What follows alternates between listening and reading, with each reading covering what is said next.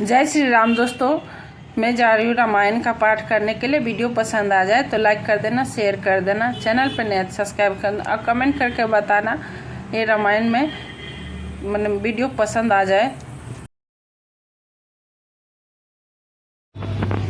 ओम श्री गणेशाय नमः। श्री जानकी वल्लभो विजयते। श्री रामचरित।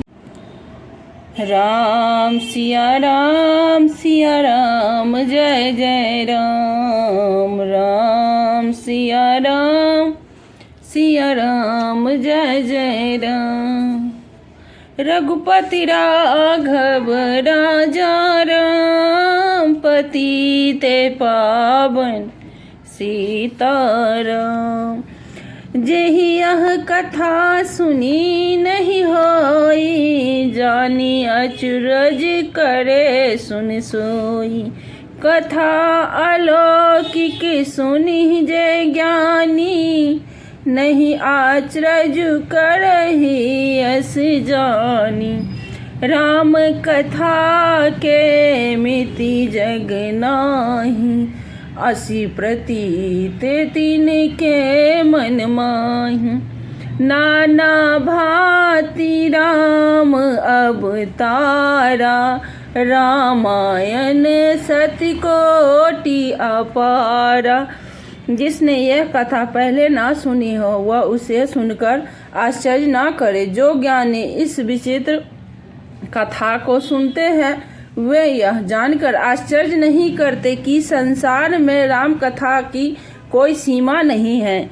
राम कथा अनंत है। उनके मन में ऐसा विश्वास रहता है। नाना प्रकार से श्री रामचंद्र जी के अवतार हुए हैं और 100 करोड़ तथा अपार रामायण है। कल्प भेदी हरि चरित सुहाए, भांति अनेक मुनि सह गाए। करिय न संशय अस उरियानी, सुनिए कथा सादर रति मानी। कल्प भेद के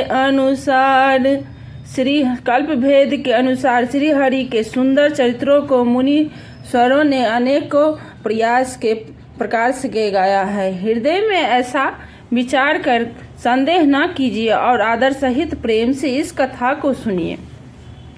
श्री राम जय जय राम। श्री राम जय जय राम। दोहा राम अनंत अनंत गुण, अमित कथा विस्तार। सुनि आचरज न मानिहि, जिनके विमल विचार। श्री रामचंद्र जी के अनंत है और उनके गुण भी अनंत है और उनकी कथाओं का विस्तार भी असीम है। अतएव जिनके विचार निर्मल है वे इसके कथा को सुनकर आश्चर्य नहीं मानेंगे। एहि विधि सब संशय कर दूरी, श्रीधर गुरु पद पंकज धूरी। पुनि सबहि बिन बौ कर जोरी, करत कथा जहि लाग न खोरी। इस प्रकार सब संदेहों को दूर करके और श्री गुरु के चरण कमलों की रज को सिर पर धारण करने में पुनः हाथ जोड़कर सबकी विनती करता हूँ, जिससे कथा की रचना में कोई दोष स्पर्श न पावे।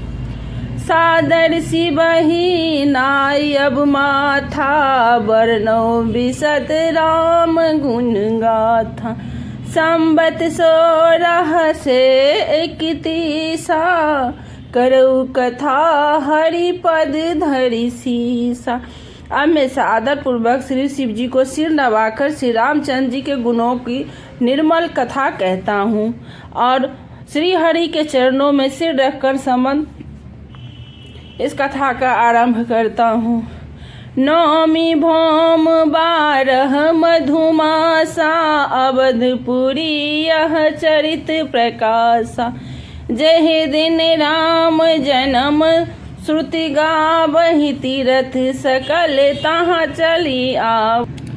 चैत मास की 9वीं तिथि मंगलवार को श्री अयोध्या में यह चरित्र प्रकाशित हुआ। जिस दिन श्री राम जी के जन्म होता है वह वेद कहते हैं कि उस दिन सारे तीर्थ वहाँ श्री अयोध्या में चले आते हैं। असुर नाग खग नरस मुनि देवा आय करहि रघुनायक सेवा।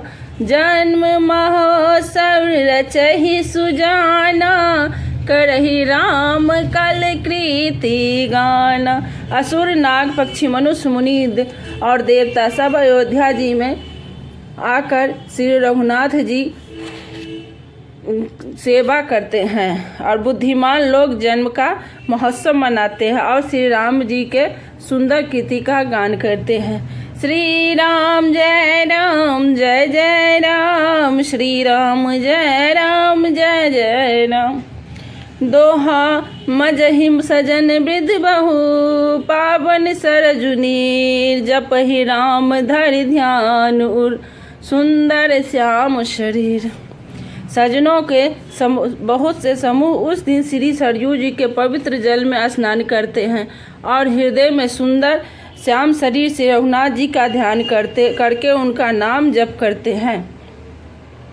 दरस परस मजन अरुपाना हरहि पाप कह वेद पुराण।